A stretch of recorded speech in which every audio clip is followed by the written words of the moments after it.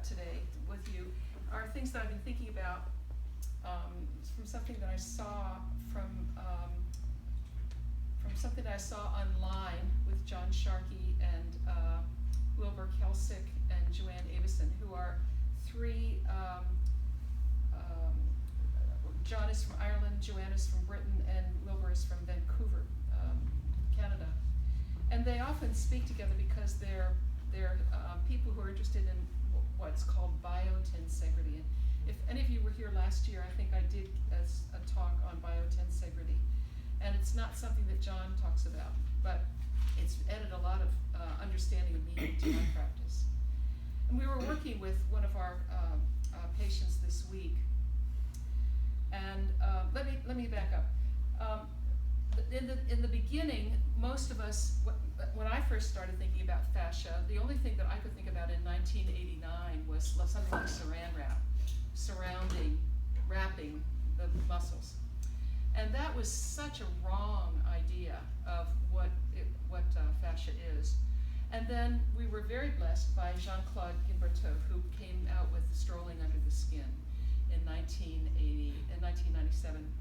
And it was introduced at the first Fascia Research Congress in Cambridge. And we saw in vivo pictures of what fascia is really like instead of what we knew from our cadavers.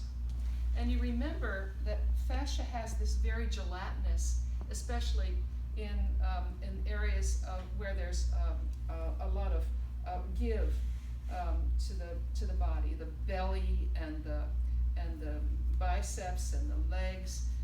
Not so much in the tendons, the IT band or the ligamentum nuchae or the dura. That's much harder. But this kind of fascia has a lot of gelatinous structure to it. And all fascia is made up of collagen, usually one of three kinds of collagen. I think there are 7 or 8 different kinds of collagen. Collagen is the material that we're mostly made of. Most of our structure is collagen. And it's a double helix, so it's very, very strong. But it's colloidal, so it's a part of the colloidal crystalline system. Collagen, elastin, which is very springy, and then this polysaccharide ground substance, this jello. It's a type 2 gel.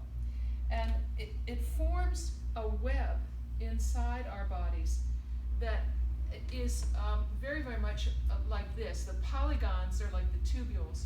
And when you look at this, you can see why we now say that there are no layers. Very often what we see in books is the superficial fascial layer and then the deep fascial layer and layers, because that's what we thought from using our scalpels. When we opened up the body, we saw layers. We really, in the 1600s, really created a false idea about the body. And one is that there are layers, and one is that there are spaces, and one is that the fascia is just this filmy stuff that holds us together, and all of that is wrong. There are no layers, there are no spaces. In fact, these open spaces here, where the vacuoles were, these are the tubules, shouldn't be open. They should be filled with gel. There are no blank spaces. So this is artifact from the camera when they put the camera in. And this might be a fascial restriction, where the gel kind of comes together and glues together, okay? Are you all with me so far? Or am I just repeating things that you already knew? I just wanted to orient you to the new way of looking at fascia. And then the whole concept that if there are no layers, if there are no spaces, all of this would be gel. And it's really, we would say, well, is it three-dimensional? Well, we start with 3 dimensions, don't we? We start with length and width and what's this? Depth. And so it goes from the top of our heads to the bottom of our feet in one continuous tissue. Sometimes it's got more fluid in it, sometimes less, but always all of our cells, all 50, 35 to 75 to 100 trillion cells, every cell in our body is embedded in fascia. Now think about that. It's not surrounded by fascia, it's embedded in fascia. So if you take jello, and jello comes to us as a powder, we pour water on it, it becomes a liquid, hot water, and then we put it in the refrigerator, it becomes a gel. It goes through phase transition, just like the gel here, with temperature and pressure. That gel, if we put bananas in it, And then and the bananas are in the Jell-O. You might be able to say that the bananas are embedded in the Jell-O, aren't they? Because they're not just surrounded by the Jell-O, they just are embedded in the Jell-O. And if you put your hand on top and you start to drop into the Jell-O, you feel a banana, and that's like a fascial restriction. That's a piece of fascia that's not feeling like the rest of the fascia around it. Although the banana, it falls apart because the banana's of a different substance. It's not fascia. These are fascial restrictions that are just hardened, okay? Dehydrated, constricted, hardened, caused by posture, caused by trauma, caused by surgery, caused by adhesions from surgery, caused by inflammatory processes, infections. The immune system tried to clean up. We took aspirin. The immune system said, okay, I'll stop. And all the stuff was just up there. And then the fascia just does this. And then when the fascia does this, it starts to pull. And this is what I wanted to talk to you about. Before I leave that, it really is more than 3 dimensions, isn't it? It's 5 dimensions. And the 4th dimension is time, because it's never still. It's always changing, it's always modifying. And the 5th dimension is flow, subtle energy flow, constantly moving through those tubules, electrons, photons. So it's really 5-dimensional tissue. And this tissue has a framework inside of us that is us. This is our framework, okay? It's like this. And this is kind of the web, only the web like this, so the other layers, not layers, other spaces, other polygons down to the center, so you might be able to say, instead of going to the deepest layer, you're going to the deepest space to release, all right? Are you with me? Mm-hmm. Okay, well, let's say a piece of elastin and collagen kind of froze up here, and there's a fascial restriction, all right? And so you say, well, we want to stretch that out. We're going to press and we're going to stretch that out. But John Sharkey says there is no stretching inside the body. The elastin shrunk on itself in the fascial restriction. The collagen folded over on itself, okay, over here. But it only can go to here. This is the limit. This is the boundary. So when we elongate it, it just comes out to this outer limit. Are you with me? We don't stretch it like you want to stretch the legs of your basketball players. You know, LeBron James used to say, I used to have a trainer stretch my legs for half an hour before every game. Well, he wasn't really stretching, he was elongating, because you stop at the boundary. Now that might seem like, well, that's just all semantics. What's the big deal about that? Well, the fact is that we often think of our bones as being stacked one on top of the other, and that the femur would be stacked in here, right? And that the discs keep the bones separate. But when we start thinking about all of this and the fascial web, we realize that this is not the way it is at all. That these bones are floating in this fascia. They're literally floating. And so when the fascia collagen starts to pull over here, and we get a rotation here, and then we go to the chiropractor, and the chiropractor makes the adjustment, but the collagen keeps pulling it back because it's floating in this fascia, and it never really, it's only oriented one on top of the other because of the orientation of the bones and the discs, but that floating sensation makes you realize that when somebody comes in and says, I've got herniations in L3, 4, and 5, have you ever seen an LRI as bad as this? And we say, yes, and there are people walking around with these herniations, and they don't even have any pain. We're going to give you more room. How do we give you more room? By compression and shear, which then melts the ground substance of that Jell-O and allows the elastin to elongate and the collagen to unkink itself and to go back to its normal length. And when it does, what happens to the bones? They, one by one, go back in place, don't they? They go back in place. And I had a little fall last week, and I thought, well, I just skinned my knee, big deal. And I have been walking around without even paying much attention to it, with so much stiffness in my back. And this morning, Tara got me on the table.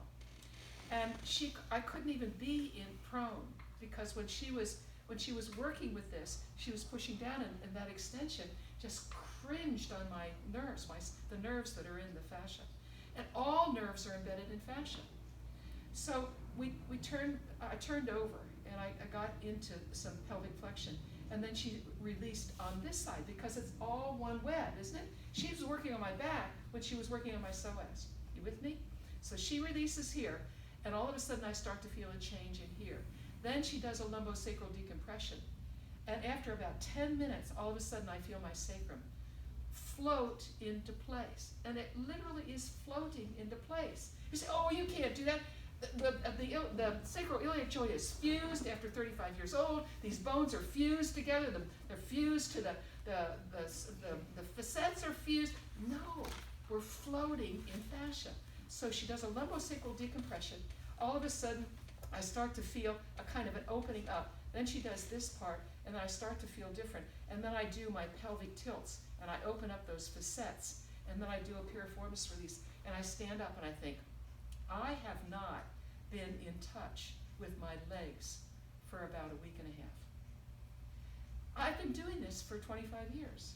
I did not know that I hadn't been in touch with my legs for a week and a half, until all of a sudden I got myofascial release to reconnect my pelvis with my back and opened it up, and then all these bones floating in the fascia is free, the pressure's off the nerves, and I now am walking different and feel different in my whole body. The hidden message in that is even as long as you've been doing this work, get treated. I thought, oh, this is just a skinned knee. Well, for a 10-year-old, I might have been able to, brush it off. I'm not 10. And it jammed right up into my femur, into my right SI, and up through my spine and into my, and I used the wedges. I thought, okay, I'll position my pelvis. I'll be fine. But I needed much more. I needed someone to soften, to change the structure. Now, one more thing. We were talking to one of our patients who has a kind of a pattern like this. He brings his shoulders forward and he puts his hands in his lap. Even when he's on the table, his hands are like this. What John Sharkey talks about is, he calls this a fascial code. This is a code that fascia learned a long time ago to help us. Oh, okay. Well, you're going to be sitting a lot. Here, let me help you. I'm going to stiffen up a little bit so the muscles don't have to do as much work. I'll help you. So then he gets up, and what's happening here? Right? The fascial code is still at work. In fact, Joanne Avison says, this sitting at the computer is great training for slump posture. Fascia loves, this is the code for slump posture. Well, how do you break the code? You get out of the slump posture. And then John Sharkey added, yeah, and in fact, the best way that you can get a hernia, an abdominal hernia, inguinal hernia, is to do crunches. The abdominal muscles were never meant to exercise doing this. They're meant to exercise doing this. They hold us. They're our core. So when Wilbur exercises his Olympic athletes, their rectus, he has them with ropes or elastic. He's running behind them. They're running, and he's pulling on their arms so that the core has to stabilize in extension. That's the way he exercises the abdominals. Now, the brain knows nothing of muscles. Whoever thought that it would be a really great idea to have your arms look as big as your legs didn't understand biotensegrity and body function. So you say, I want a bigger biceps. Why do you want a bigger bicep? Well, I want it to look, and I want to be stronger. Okay, well, why don't you pick up something heavy? Because if you work that. Okay, well we'll get those kettles. Okay, we can do those kettles. We can throw those kettles. Okay, well that's even better than lifting. Oh, just simply lifting a weight. Lifting a weight like this. I know I'm really working against against all the trainers in here, I know that, sorry. But lifting a 25-pound weight like this, and the brain and the fascia say, what are you doing? Why would you do this? Because the brain doesn't know anything about biceps, it only knows about elbow flexion. You're never going to eat anything that's heavy. You don't have to do that. So the more we can exercise functionally, the more we can use the muscles in a functional way, which is what we do here. An awful lot of what you see on Facebook and that Craig posts is us doing functional activity to exercise and to strengthen. And I'll just end with this. The biotensegrity, Graham Scarr was on YouTube. He's a biotensegrity osteopath from Britain. And he said, somebody asked me, how do I apply biotensegrity in my treatments? And he said, well, I don't apply biotensegrity. I'm treating in the biotensegrity matrix. Biotensegrity is a name for the architecture that Gim Bartow showed us, the polygons. And the biotensegrity, we are biotensegrous wholes. We are in the round, we are self-contained, and we are a whole. Now a spider web is kind of like a biotensegrity, but it's flat, right? If you look at the spindles, I suppose you could say it was three-dimensional. But it has to be anchored to function, doesn't it? A circus tent is kind of like a biotensegrity. It's got the spans and the tension and compression, but it has to be anchored. We are only anchored through our biotensegrity to the floor. Or, what's the other way we're anchored? You say on your can. You're not meant to be anchored on your can. On our hands. Okay, this is where we started, all fours. So when we're working functionally, the best way to get muscles to do what they're supposed to do is to anchor feet or hands. Hands against the wall, hands pushing down, feet pushing down, and then have us do squats, have us move, have the body say, oh, I know what you're trying to do. Here, let me help. And let the fascia open up and let the muscles then move. So I'll end with this. Do you know what this is? Anybody guess? Tara, you can't guess, because Tara helped me put this together. It came as a bunch of dowels and bands. Any idea what this is? A pelvis, right? A pelvis, and these are the ASIS, okay, and the sacrum back here, all right, and these are the femurs, all right. Looks like okay. sphenoid. Awesome. Well, that's the way it goes, doesn't it? Sphenoid, yeah, all right. But can you see what's kind of off with this? Yeah. When you look straight on? All biotensegrity forms are composed of compression through the dowels and tension through the soft tissue.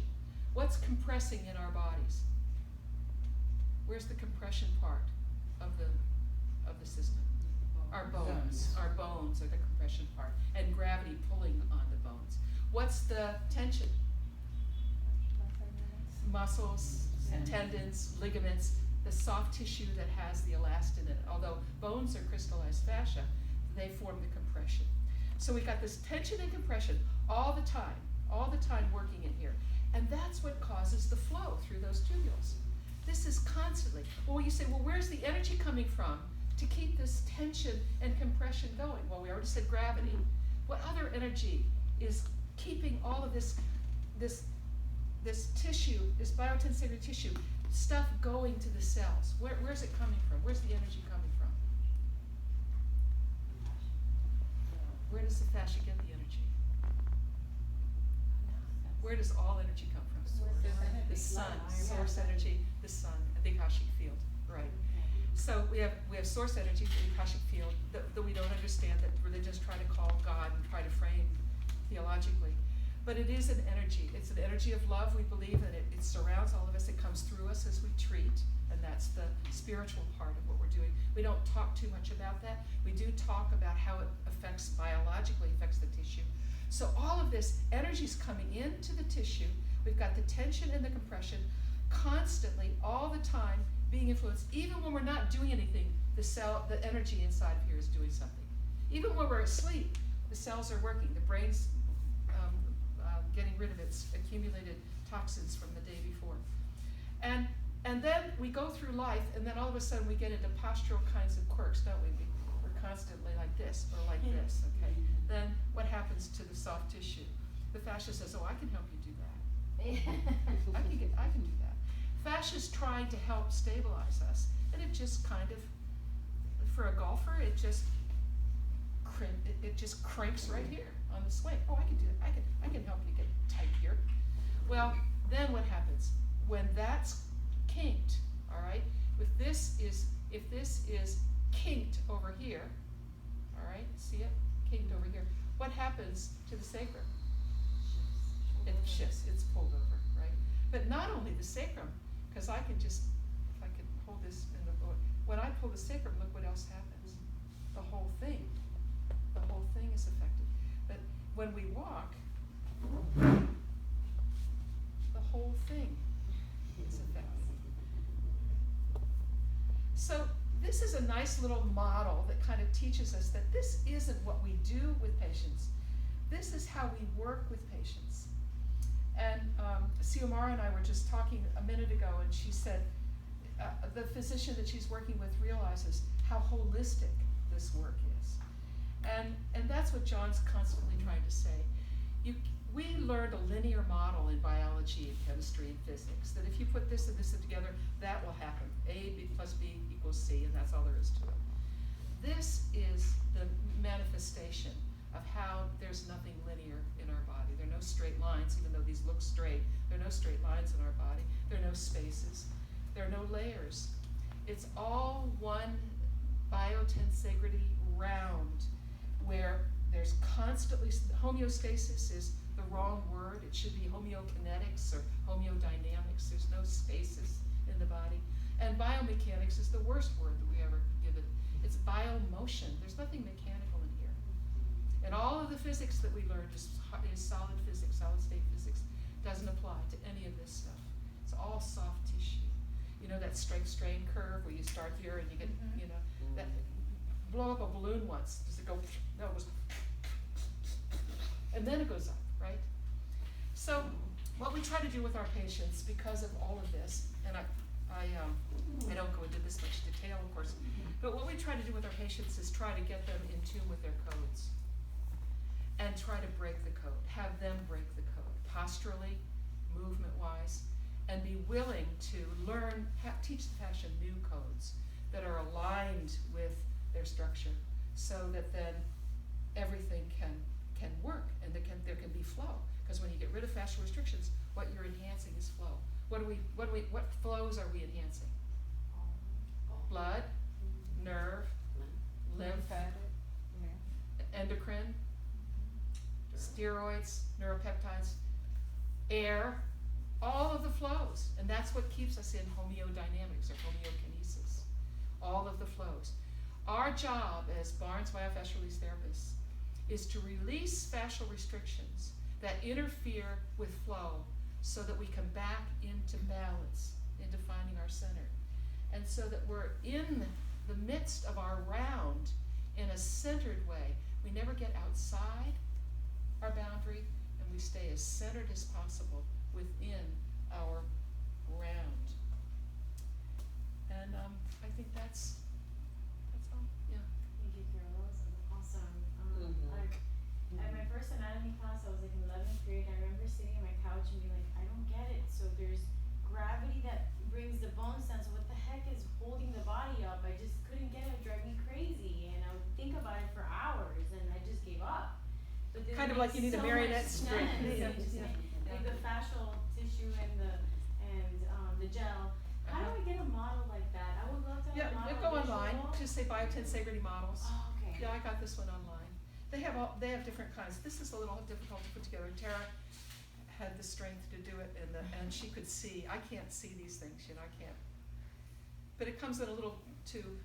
I have a picture of the with me, usually in my phone, of the skeleton with the pulls, the pulling, and so the patients can see. Yeah, Because most Brian's, of my patients have like some type of, torsion or something, and so they could see how it relates to the whole body. Yeah. But that is so much better because Yeah. I also explain to them about the spiral and it's hard for them to visualize. Yeah, it's the 3 dimensions, minimum of 3 dimensions is hard.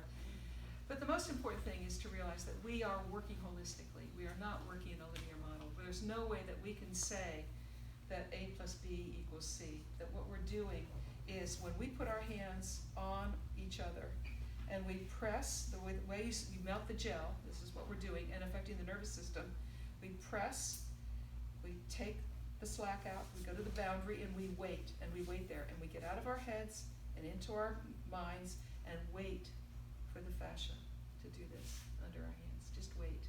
And pretty soon it starts to do this. As the gel starts to melt, you'll feel yourself sinking down a little bit more. That's where you're coming into resonance with your patient. Your waveforms are coming into resonance right at that moment. At that moment, your hands sink down a little bit more. You take the slack out a little bit more, and then you listen to the dance. And so many of my PT call, how could you be there for 5 minutes, 10 minutes? I'm in conversation. Have you ever had conversation with a dear friend and you didn't want it to end? You're in conversation with this whole web. And what will come to you sometimes seems so strange. But very often what will come, I'm in conversation and I'm listening, and then I'll be thinking, oh, right QL. Right QL. Yeah. And then my patient says, oh, I feel that right here. And I said, well, that's just exactly where my eye was brought. But you have to listen with that. You have to listen from what John says, channel 3. You can't get up in your logical brain. It's not logical. You have to listen. And people who try to make it logical are the ones who have a lot of money invested in a randomized controlled trial with placebo base. And that's a very linear system that's built on a house of cards that says all people are alike, and when we treat them the same way, we should get the same result day after day after day. Totally based on some myth, some story that we told ourselves. Which reminds me of one other thing. Okay, so everybody just stand up where you are. Close your eyes. And just feel your feet on the ground now. We're going to finish with this. I'm really wrapping it up. Just feel where you are and feel your feet on the ground. Are you forward on your toes? Are you back on your heels? Just come forward and back a little and then find that wonderful midpoint where your pelvis is over your feet. Your weight is evenly distributed on your feet. Now come up from your feet and into the core of your body. And feel how your head is resting on your shoulders. Are your arms internally rotated so that the backs of your hands are facing forward? Are your thumbs facing forward? Are your palms facing forward, externally rotated? Just get a feel of that with your eyes closed. Feel. And the fascia can talk to you here, can tell you, oh, I've got a little bit of an aching here. I had that before, I don't have that anymore. I'm all free now. And my back is just saying, thank you, thank you, thank you. It's open and there's flow there now. And I want to leave you with this. How we are standing right now is the sum total of our story. Everyone has a very interesting story. From the moment that you were conceived in utero, through birth, through your childhood, through adolescence and growing up, through all of the struggles and joys of childhood and adolescence and young adulthood. And now some of us are mid-career and some of us are older. That's reflected, all of that, all of our loves, every time we've loved, every time we've lost, every fall we ever had, every great moment we've ever had is in our cells, and it's being reflected in our biotensegrity mold, our matrix. And that code is a part of our identity.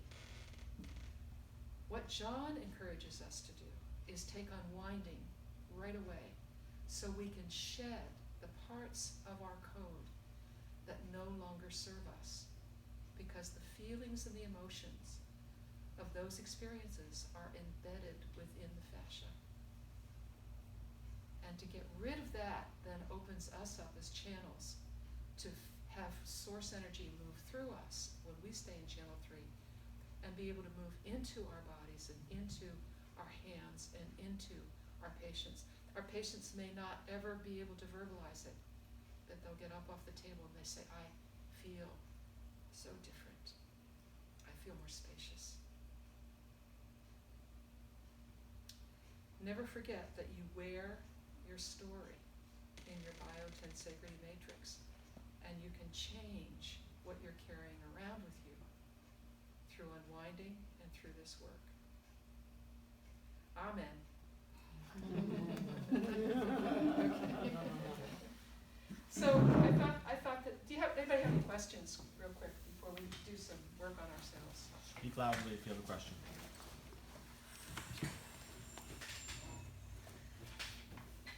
Okay, one of the things we learned, I'll talk loud, Lisa. One of the things that we learned in fascial cranium, I think that all of you who've taken so far, is that we finished on the second day and third day with the horizontal plane in our head. Now we have two horizontal planes associated with the cranium, right? The first one is at the occipital base, and the second is through the middle, the tentorium cerebelli. But let's back up a little bit. What are horizontal planes? Most fascia is oriented longwise, right, lengthwise. But at every joint, ankles and knees and hips, and then the pelvic floor is a horizontal plane, goes from side to side. It's a fascial plane that goes this way. Next is the respiratory diaphragm. Next is the thoracic inlet. Next is the occipital base. Next is the tentorium cerebelli. So, what's the function of a horizontal plane? Why do we even have them? Anyone want to guess? They're pumps. They're pumps. What does the pelvic floor pump?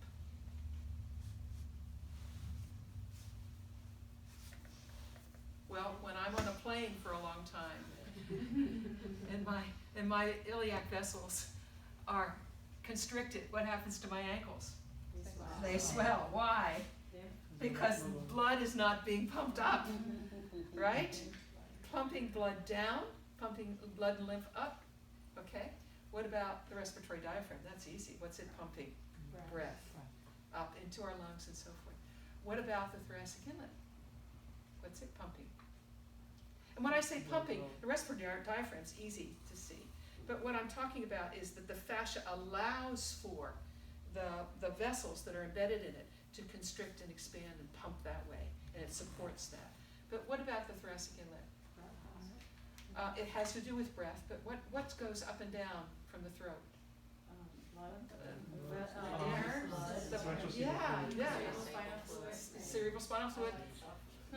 The superior and inferior vena cava, the vagus nerve, the carotid artery, the vagus nerve, the wonderful vagus nerve that goes everywhere, goes through here, the carotid artery, the jugular vein, okay, central to pumping up and down. Well, what about the base of the brain? Cerebral spinal fluid from the dura down through, okay. Also, central venous sinus comes right out here, right? Okay. But why the tentorium cerebelli? Now think about the falx cerebri is that fascial sheath that goes underneath the cortex of the cerebrum, comes back like this. Now where does the cerebellum sit in your brain? Put your hand where the cerebellum is, right here. Where your little finger is the fascial sheath that's called the tentorium cerebelli. It sits on top of the cerebellum and underneath the what do you call these things? The cortical lobes, okay, all right? So the tentorium cerebelli is a fascial sheath, all right? All of these have to be opened up, and it's much easier to do pressure and shear to open up longitudinal fascia, right? Press and shear. Open up the leg, open up the psoas, right? How do we get at the respiratory diaphragm? How do we get at the pelvic floor? Transverse plane. That's the first thing that John teaches, actually, doesn't he?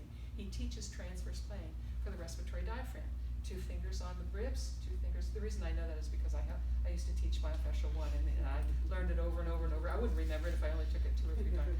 But rest one hand here, right? And then how does that release fascia? Is that pressure and shear? Sure, it's your energy going through into the tissue. It is pressure, and as it starts to move, it might involve some shear. And just by pressing, you get some shear there, and it moves the energy through the whole plate, right? So that's the respiratory. What about the pelvic floor? How do we get at that? Okay. We can do that here. We can open the legs and shear to the side through the adductors, right? We can get a lot of pelvic floor externally, but what's the best way to get pelvic floor? Internally, vaginally, or rectally. To go in to feel where is that restriction, put your finger on top of it and melt it, just like we do the pterygoids for the internal, for the mouth. Find that restriction. And when you have a really skilled person like Tara, she can go around the clock and she can tell you exactly, now right there is your obturator, and feel that, and she can release that, and they can get up and say, oh, my pain is gone. That pain that was with me for 2 years is finally gone. And having experienced that myself with my own hip pain, and Pam Downey worked on me, and I made her stay longer because she didn't want to stay long, but and she got rid of that for me. Okay, that's pelvic floor, respiratory diaphragm. What about thoracic inlet? We have 3 ways that John teaches, right? That's one. Cervical traction, hand below the clavicles, and it's like a transverse plane, isn't it? It's this way, like lumbosacral decompression is this way with the psoas, okay?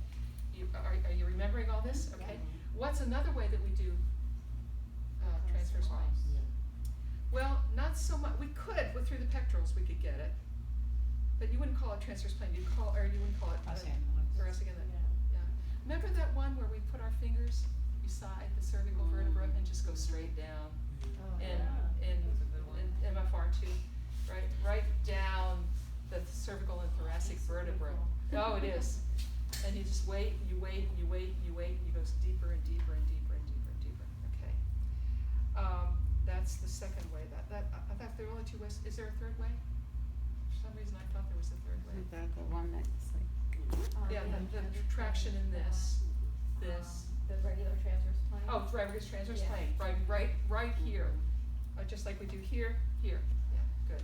Yeah, actually, I taught that for my students to get, never mind. And then, occipital condyle, how do we release that? Yep, that wonderful, lift them up with your lumbricals, lift them up, and then let them build the gully and let them fall down into your hands. And then you can move them forward up into that. It's not really cervical flexion because you're really flexing the thoracic. Cervical is kind of straight at that point. And you can have them rest here, or you can have them rest on your head, or you can have them rest in your hands, and just let them hang there. Okay, good. What about tentorium cerebelli? How in the world do we get this released? It was pressure in, right? Yep, Yeah. yep. Yeah. And so Both the ears. that's right. And so if everybody was at a table, what you do is you would put your hands, everybody do this, put your hands here so that your fingers are pointing up. And then you put your elbows on the table. And a lot of the cranial work can be done this way. You can do face this way, you can do sphenoid this way. But your palms are right above your ears, and you press straight in. Now, think about the fascial plane that's between your palms. When you press straight in, you're doing compression, aren't you? You're doing an indirect, you're in the stuck drawer, you're pushing the drawer in before you pull it out. All right, so you're taking the stretch off of, not the stretch, you're taking the elongation off of that fascial plane and allowing it to relax a little bit. And then after about 3 minutes, the opposite is not out because you'd lose contact with your head. The opposite then, to get it open up, is up towards your fingertips. You lift. If everybody did this before they went to sleep at night, we'd probably have less Alzheimer's disease. Because only in the first 4 hours of sleep and only through 8 hours of sleep does our brain get rid of the toxins that have accumulated through mental activity during the day. And we now know that Alzheimer's is development of protein plaques, amyloid plaques around the nerves to protect it from inflammation. Doing this allows the circulatory system to get rid of inflammation that's accumulated during the day. You're helping your brain clean itself. Make sense? I've practiced this several times, but I don't know if my notes are wrong or I didn't quite get it. Uh-huh. Is so once I compress for a while, and then I pull up, meaning up this way or up towards me. That's where I. Well, your Cranial. fingers are in the wrong direction. Is that a head? That's on another person. Okay, I have to, yeah. That's on another person? When you're doing it on a client. Oh, okay, yeah, or you could cock your hands a little bit, but then it's up toward the ceiling, up toward the ceiling. So it's up toward the front of your face? No, up toward, The top. Toward the top of their yeah, head. we'll do it, Cranially. we'll do it, Top, so yeah, they're going up. yeah. Head, If you're like this, and there's their nose, Yeah, yeah, yeah. okay, you're like this, Yeah.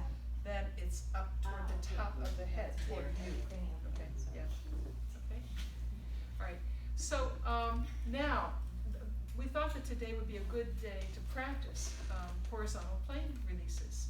And I didn't wanna tell you what horizontal plane that you would wanna release, because everybody's got different horizontal planes that they might wanna release. So I'm gonna turn it over now to, Craig, who's gonna take over, and he's gonna run the session, and he's gonna lead us in, a session on working with each other and opening up, our horizontal planes. So, thank you very much, and thanks, Craig, for giving me this time. Thank you. Yeah.